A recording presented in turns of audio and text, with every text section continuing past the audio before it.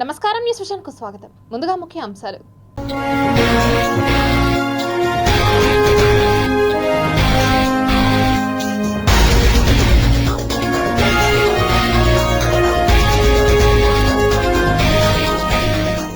సౌర రేడియేషన్తో భూమికి పెనుముప్పు, వాతావరణ మార్పులపై పరిశోధకుల ఆందోళన. 3300 కేజీల డ్రగ్స్ స్వాధీనం, పాకిస్తాన్ ముఠా అరెస్ట్.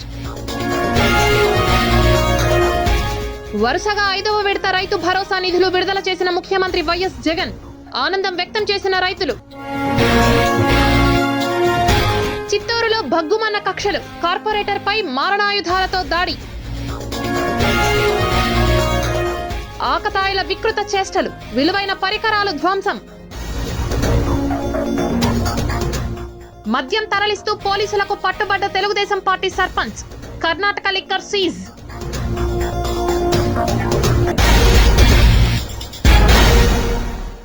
ఇక వార్తల్లోని వివరాలు చూద్దాం.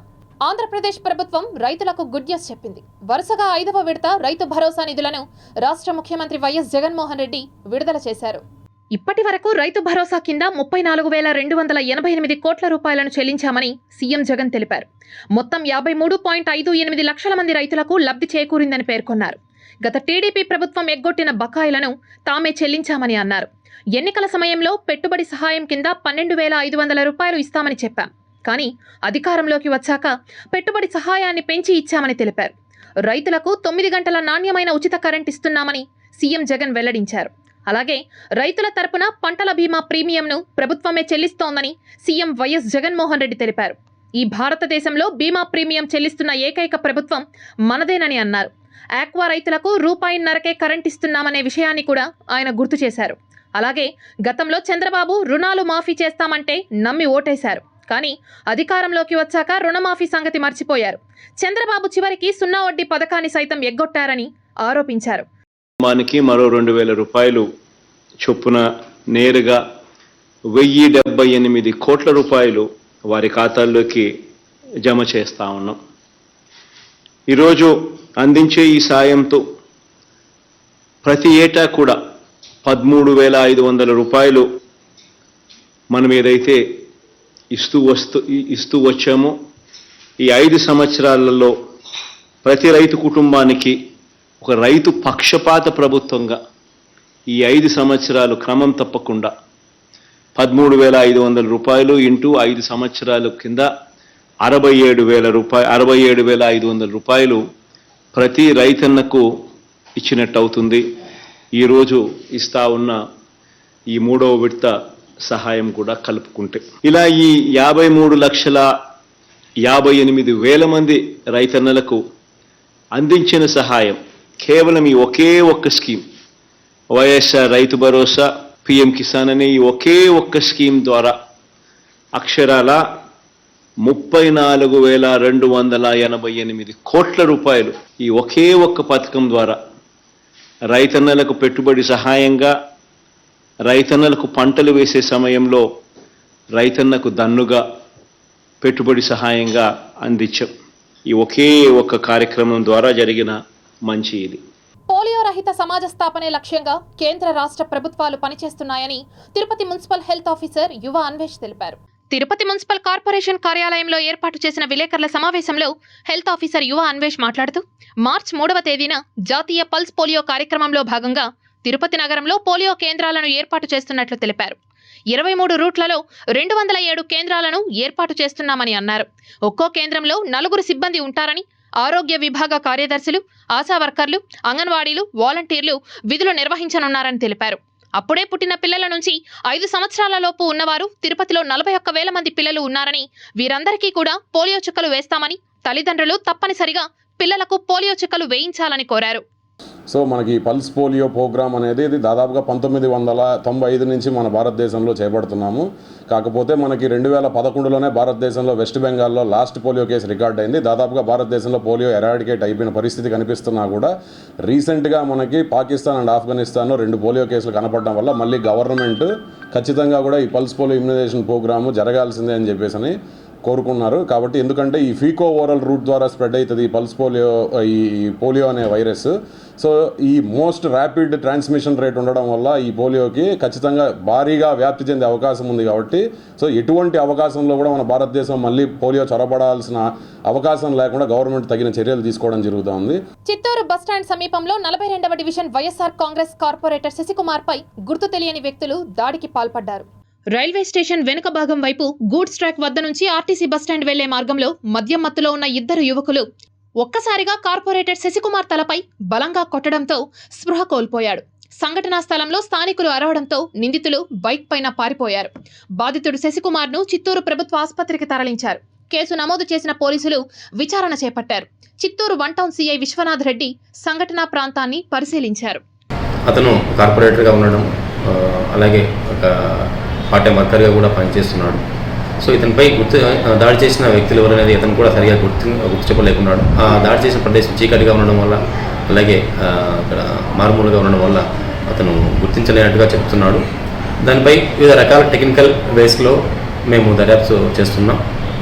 అతనిపై దాడి చేసిన వ్యక్తులు ఎవరనేది, దానికి కారణం ఏంటి, దాని యొక్క మోటివ్ ఏంటి అనేది తొందరలోనే మేము వెలికి తీస్తాం. దీనిపై దయచేసి ఎవరి ఊహాగానాలు వాళ్ళు చేసుకొని దీనిపై రకరకాల వదంతులు సృష్టించవద్దని మనవి చేస్తున్నాం. దానికి రాజకీయంగానా లేదా వ్యక్తిగతంగానా మరే ఇతర కారణాలు ఉన్నా కూడా వెలికి తీస్తాం. తప్పకుండా దానికి కారణమైన పర్సన్స్ని అరెస్ట్ చేస్తాం. దయచేసి మీ యొక్క సొంత వదంతులు వాటికి యాడ్ చేసి రకమైన అనేక ఇక్కడ చిత్తూరులో ప్రశాంతమైన రాజకీయ వాతావరణం ఉంది, దానికి భంగం కలిగించవద్దని మనవి. రామన్ ఎఫెక్ట్ కనుగొన్న శాస్త్రవేత్త చంద్రశేఖర్ వెంకట్రామన్ పరిశోధనలను గౌరవిస్తూ ప్రతి సంవత్సరం ఫిబ్రవరి 28న జాతీయ విజ్ఞాన దినోత్సవం జరుపుకోవడం ఆనవాయితీగా వస్తోంది. విజ్ఞాన శాస్త్రం యొక్క ప్రాముఖ్యత మరియు మన రోజువారీ జీవితంలో దాని ఉపయోగం గురించి ప్రజల్లో అవగాహన కల్పించడం కోసం జాతీయ విజ్ఞాన దినోత్సవాన్ని జరుపుకుంటారు. జాతీయ విజ్ఞాన దినోత్సవాన్ని దేశంలో ప్రతి సంవత్సరం ఫిబ్రవరి 28న జరుపుకుంటాం. రామన్ ఎఫెక్ట్ కనిపెట్టిన చంద్రశేఖర వెంకటరామన్ తన పరిశోధనా ఫలితాన్ని 1928 ఫిబ్రవరి 28న ధృవీకరించారు. దీంతో ఆ రోజునే నేషనల్ సైన్స్ డేగా జరుపుకోవాలని 1987లో భారత ప్రభుత్వం ప్రకటించింది. భారత గడ్డపైనే చదువుకొని తలమానికమైన పరిశోధనలు జరిపి సైన్స్లో దేశ శక్తి సామర్థ్యాలను ప్రపంచానికి చాటి చెప్పిన మేధావి రామన్.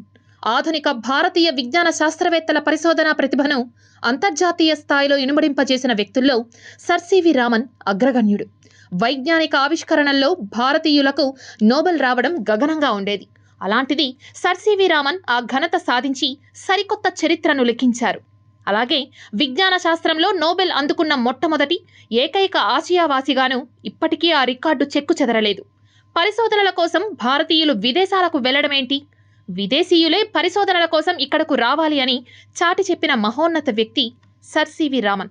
ఇదిలా ఉండగా జాతీయ విజ్ఞాన శాస్త్రం దినోత్సవాన్ని పురస్కరించుకొని తిరుపతి, చిత్తూరు జిల్లాల్లోని వివిధ పాఠశాలల్లో సైన్స్ ఎగ్జిబిషన్లు ఏర్పాటు చేశారు.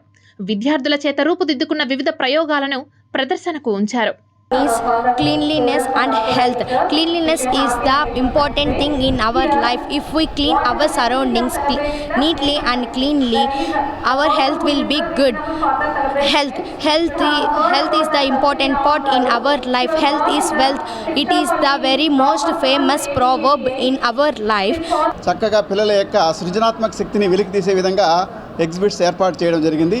పిల్లలు జూనియర్ సైంటిస్టులుగా తయారవుతున్నారు. వారు చేసే ప్రతి అంశము కూడా ప్రతి ఒక్కరు కూడా చూడదలసిన అంశము. కాబట్టి ఇటువంటి సృజనాత్మక శక్తిని కలిగించేటువంటి ఈ కార్యక్రమాన్ని ప్రతి సంవత్సరము నిర్వహిస్తున్నాం. ఈసారి చాలా చక్కగా ఈ పాఠశాలలో అందరూ విద్యార్థులు చక్కగా రకరకాలంటి వర్కింగ్ మోడల్ తయారు చేసుకొచ్చి అవన్నీ కూడా ప్రదర్శించడం జరిగింది. 1వ తరగతి నుండి 10వ తరగతి ఎగ్జామ్ కారణంగా మేము వాళ్ళని దీనికి అలో చేయలేదు. 9వ తరగతి వరకు స్టూడెంట్స్ నియర్లీ 72 ఎగ్జిబిట్స్ని ప్రదర్శించడం జరిగింది. ఇది ఉత్త మోడల్స్ మాత్రమే కాకుండా పనికిరాని వస్తువులు, బాటిల్స్, వీటన్నిటిలో కూడా ఫ్లవర్ వాజెస్ అటువంటివి కూడా తయారు చేయడం జరిగింది. సార్ ఈసారి మా యొక్క పాఠశాలకు సందర్శించడం మేము చాలా సంతోషంగా ఫీల్ అవుతున్నాం. జాతీయ సైన్స్ డే సందర్భంగా తిరుపతి ఎస్జీఎస్ హై స్కూల్లో జగనన్న విద్యా కానుక ద్వారా 8వ తరగతి విద్యార్థులకు ట్యాబ్లను పంపిణీ చేశారు. తిరుపతి కేటీ రోడ్లోని ఎస్జీఎస్ హై స్కూల్లో నేషనల్ సైన్స్ డే సందర్భంగా విజ్ఞాన ప్రదర్శన ఏర్పాటు చేశారు. ఈ కార్యక్రమానికి ముఖ్య అతిథిగా టీటీడీ విద్యాశాఖ అధికారి భాస్కర్ రెడ్డి, పాఠశాల ప్రధానోపాధ్యాయులు చంద్రయ్య విచ్చేసి ప్రారంభించారు. అనంతరం 8వ తరగతి విద్యార్థులకు జగనన్న విద్యా కానుక ద్వారా ట్యాబ్లను అందజేశారు. రామన్ ఎఫెక్ట్కి అనుగుణానికి సో ఆ రోజును మనము సైన్స్ డేగా సెలబ్రేట్ చేసుకుంటున్నాం. సో విద్యార్థుల్లో మోటివేషన్ కోసము ఇది ఈ కార్యక్రమం చేస్తున్నారు. టీటీడీలో అన్ని స్కూల్స్లో కూడా ఈ కార్యక్రమాన్ని చేపట్టారు. చాలా చక్కగా ఉంది. సో స్టాఫ్ మెంబర్స్ అందరికీ కూడా నేను అభినందనలు తెలియజేస్తున్నాను. ఈ సందర్భంగా మన ఆంధ్రప్రదేశ్ ప్రభుత్వము ఇచ్చినటువంటి ట్యాబ్స్ కూడా స్టూడెంట్స్కు డిస్ట్రిబ్యూట్ చేయడం జరుగుతూ ఉంది. So science for today is technology for tomorrow అనే కాన్సెప్ట్తో సో ఈ సైన్స్ ట్రెడిషనల్ సైన్స్ ద్వారానే మనకు అప్లికేషన్ సైడ్ టెక్నాలజీ అనేది కూడా వస్తూ ఉంది. Thank you. ఎన్నికలు సమీపిస్తున్న వేళ తెలుగుదేశం పార్టీ నేతలు ఓటర్లను ఆకర్షించేందుకు భారీ స్థాయిలో మద్యాన్ని తరలిస్తున్నారు. కర్ణాటక మద్యం తరలిస్తున్న టీడీపీ సర్పంచ్ ప్రకాష్ నాయుడును అరెస్టు చేశారు పలమనేరు పోలీసులు. బంగారుపాలెం మండలం గొల్లపల్లి సర్పంచ్ ప్రకాష్ నాయుడు స్వయంగా కర్ణాటక నుంచి 22 మద్యం కేసులు కారులో తరలిస్తుండగా మార్గమధ్యంలో తనిఖీల్లో భాగంగా పలమనేరు పోలీసులకు పట్టుబడ్డారు. తర్వాత అతనిపై ఇంతకుముందు ఒక 2 కేసులు అసాల్ట్ కేసెస్ 353 కేసెస్ కూడా బంగారుపాలెంలో ఉన్నాయి. మొత్తం టోటల్గా ఒక 6 కేసులు అతని మీద ఉన్నాయి, ఐటీసీ కేసెస్. అందులో ఒకటి ఎక్సైజ్ కేసు కూడా బంగారుపాలెంలో కేసు కట్టడం జరిగినది. సో దీని మీద దర్యాప్తు చేస్తున్నాం. ఇతను సంబంధించి వెనకాల బ్యాక్గ్రౌండ్ ఎవరు ఉన్నారు ఇంకా దీనికి సంబంధించి ఒకటి ఏంటంటే ఈ తర్వాత దర్యాప్తులో ఈ వెహికల్ ఎవరిది, ఈ వెహికల్ సంబంధించిన అతను ఎక్కడ ఉంటాడు, ఇతనికి సరఫరా చేసిన వ్యక్తులు ఎవరెవరు వాళ్ళపైన దర్యాప్తు చేసి వాళ్ళను కూడా తప్పనిసరిగా అరెస్ట్ చేస్తాం. ఇతని అరెస్ట్ చేసి రిమాండ్కు పంపించడం జరుగుతుంది. తర్వాత మేము ఒకటే ప్రెస్ ద్వారా మేమందరికీ తెలియజేయడం కానీ ఎలక్షన్ టైంలో కానీ ఎప్పుడైనా కానీ ఇతర రాష్ట్రాల నుంచి తీసుకొచ్చినట్టయితే వారిపైన కఠిన చర్యలు తీసుకున్నట్లయితే రోడ్డు ప్రమాదాల పట్ల ప్రజలు అవగాహన కలిగి వాటి నివారణ కోసం ట్రాఫిక్ నిబంధనలు పాటించాలని ప్రజా సాధికార ట్రస్ట్ నిర్వాహకులు బాలాజీ కోరారు. ప్రజా సాధికారిక ట్రస్ట్ నెహ్రూ యువ కేంద్రం సంయుక్త ఆధ్వర్యంలో తిరుపతిలో అవేర్నెస్ ఆన్ రోడ్ సేఫ్టీపై అవగాహన కార్యక్రమాన్ని నిర్వహించారు. భాగంగా వారం రోజుల పాటు తిరుపతి ప్రధాన కూడళ్లలో ప్రజలకు అవగాహన కార్యక్రమం కల్పిస్తున్నాము. ప్రజలు ఎవరు కూడా ట్రిపుల్ రైడింగ్ చేయకూడదు అండ్ ట్రాఫిక్ సిగ్నల్స్ని పాటించాలి. అలాగే హెల్మెట్ తప్పనిసరిగా వేసుకోవాలి.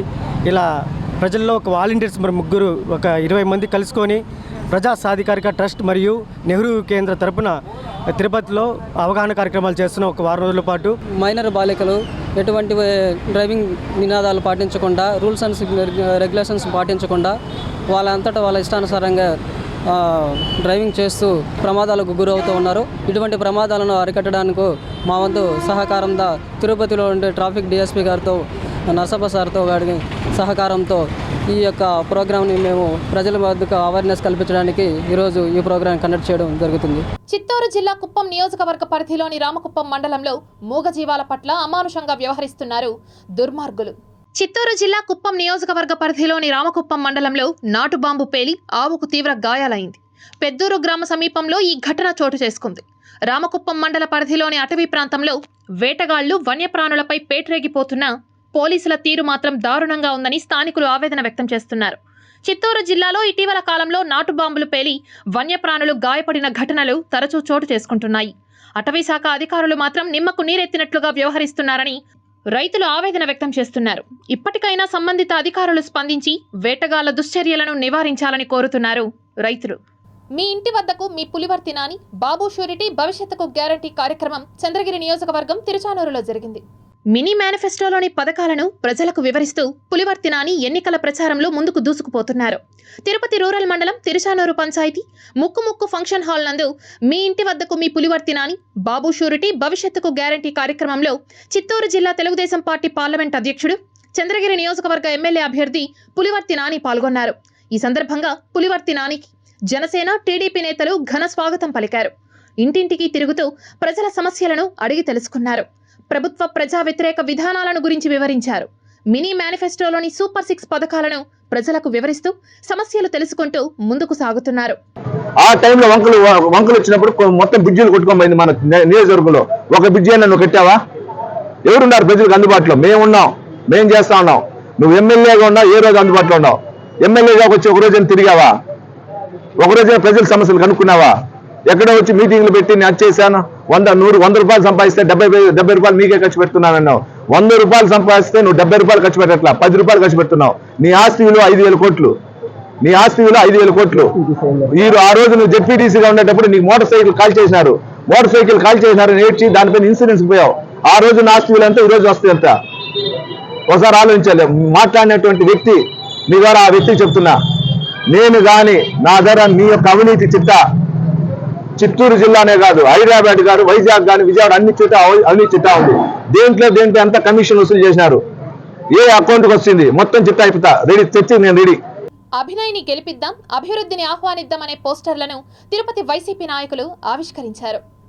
తిరుపతి లక్ష్మీపురంలోని వైఎస్ఆర్సీపీ కార్యాలయంలో అభినయ్ని గెలిపిద్దాం, అభివృద్ధిని ఆహ్వానిద్దాం అనే స్టిక్కర్లు, పోస్టర్లను ముఖ్య అతిథులుగా విచ్చేసిన కార్పొరేటర్లు ఎస్కే బాబు, కోటూరు ఆంజనేయులు ఆవిష్కరించారు. అభినయ్ని గెలిపిద్దాం, అభివృద్ధిని ఆహ్వానిద్దాం అనే ఈ కార్యక్రమం స్టిక్కర్ల ద్వారా ఈరోజు మా లక్ష్మీపురం వైఎస్ఆర్సీపీ ఆఫీస్ నందు ప్రారంభించడం జరిగింది. తిరుపతిలో ఎన్నో ఏళ్లుగా అభివృద్ధి కుంటిపడి ఉండాది. అభినయ్ రెడ్డి గారు డిప్యూటీ మేయర్ అయిన తర్వాత ఈ అభివృద్ధి ఎంత దినదినాభివృద్ధిగా ముందుకు చెందుతుందో ప్రతి ఒక్క తిరుపతి పౌరుడు చూస్తున్నారు. రాబోయే 2024 ఎలక్షన్లో అభినయ్ రెడ్డి గారిని భారీ మెజారిటీగా తిరుపతిలో ఎమ్మెల్యేగా గెలిపించుకుంటే ఈ అభివృద్ధి ఇంకా అట్నే పురోగిస్తూ పోతుందని తిరుపతి ప్రజలందరూ అభినయ్ రెడ్డి గారిని గెలిపించుకునే అందులో ముందుండి ఆయన్ని ఘన మెజారిటీతో గెలిపించాలని కోరుతున్నాము. మద్యరహితంగా మాంసరహితమైనటువంటి తిరుపతిని కూడా మనం చూడబోతున్నాము. చూడాలనేది మా కళ. దానికి ఓటు అనే ఆయుధాన్ని మనం ఉపయోగించి వారికి మనం అండగా నిలబడాలి. మనం ఏం చేయాల్సిన అవసరం లేదు, పోరాడాల్సిన అవసరం లే, ఫైట్ చేయాల్సిన అవసరం లే, ధర్నాలు చేయాల్సిన అవసరం లే.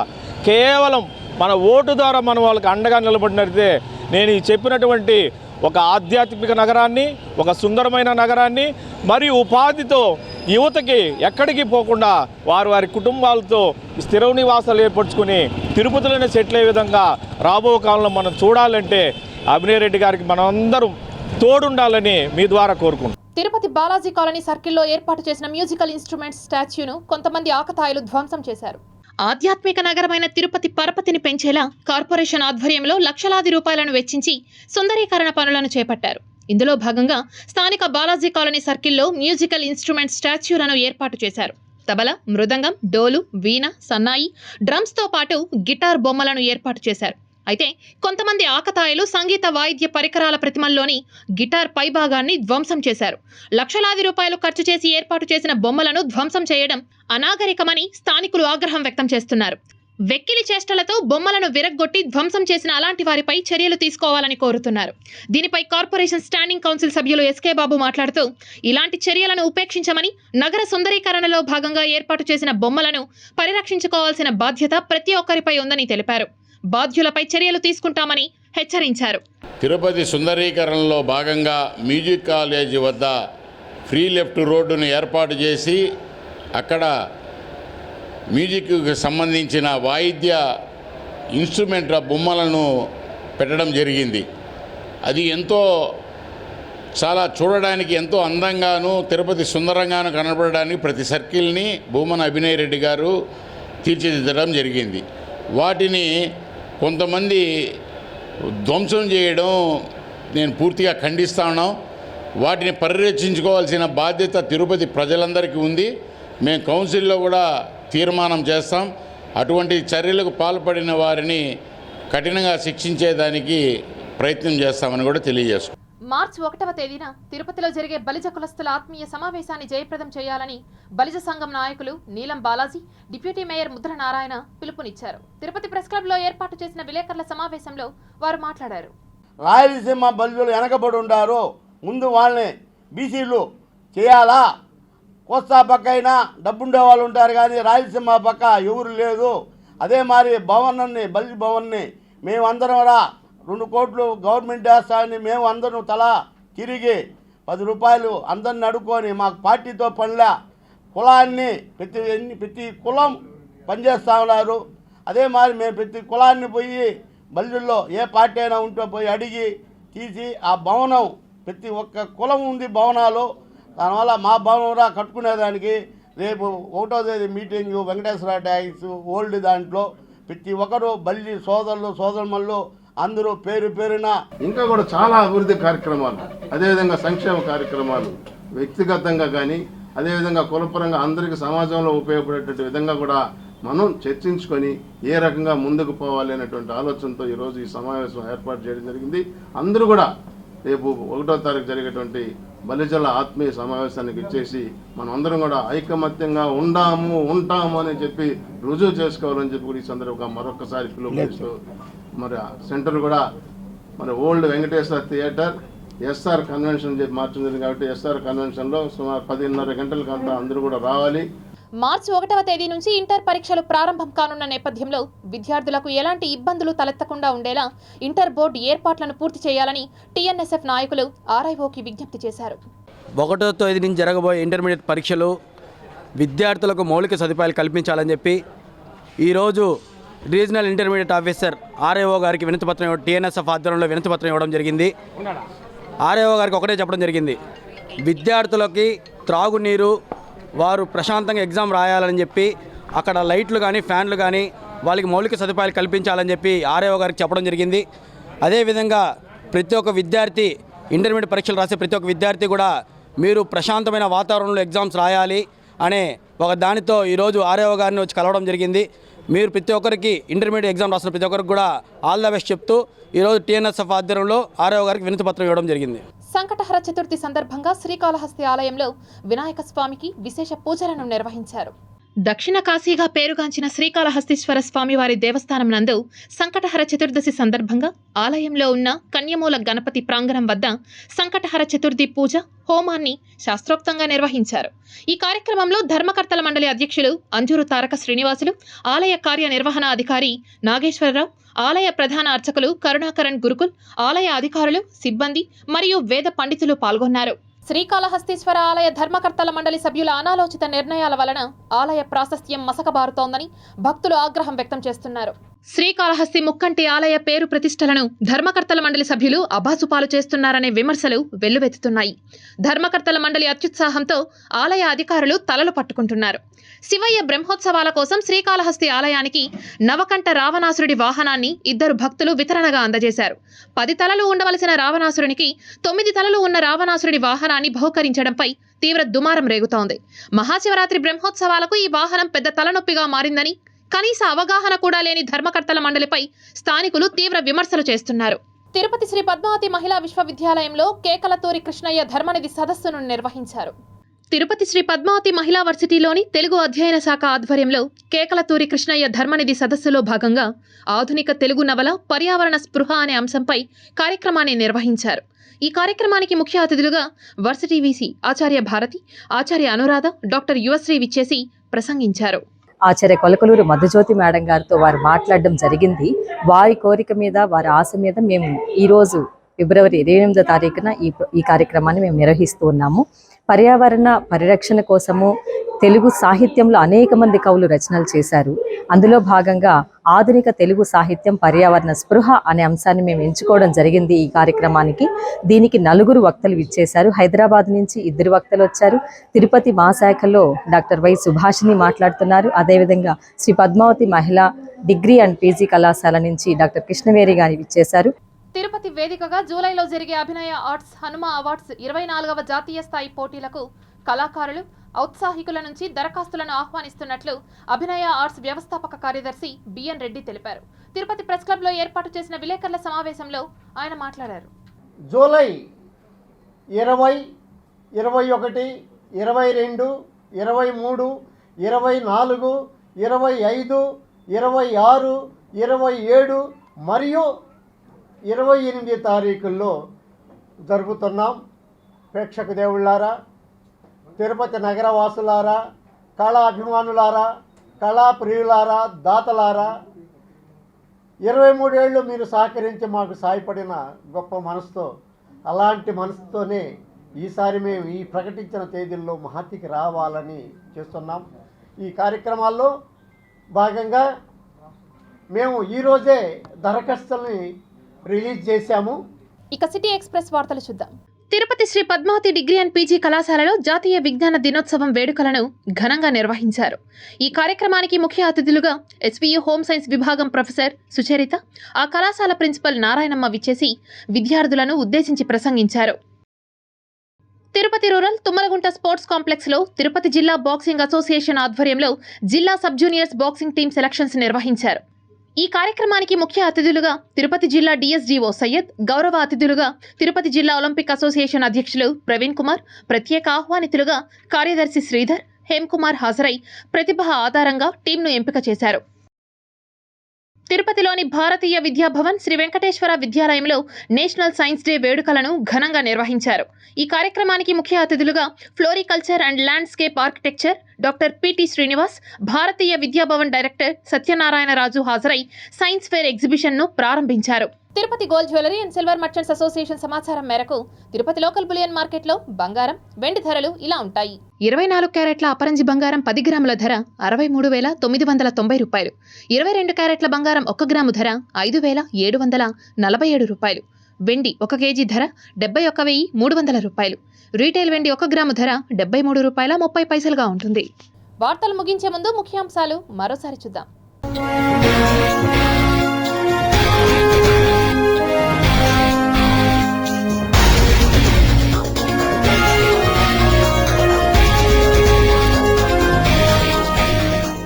సౌర రేడియేషన్తో భూమికి పెనుముప్పు, వాతావరణ మార్పులపై పరిశోధకుల ఆందోళన.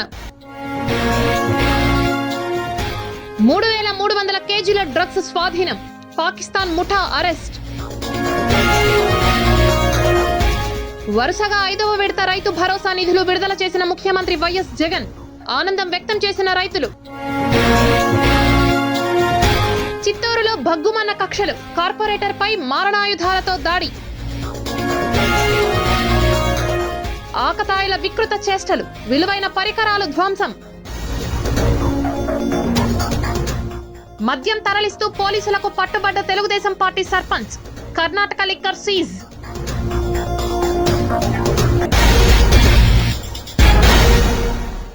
ఈ వార్తలు ఇంతటితో సమాప్తం. సమగ్ర సమాచారంతో న్యూస్ విజన్లో మళ్ళీ కలుద్దాం. అంతవరకు సెలవు, నమస్కారం.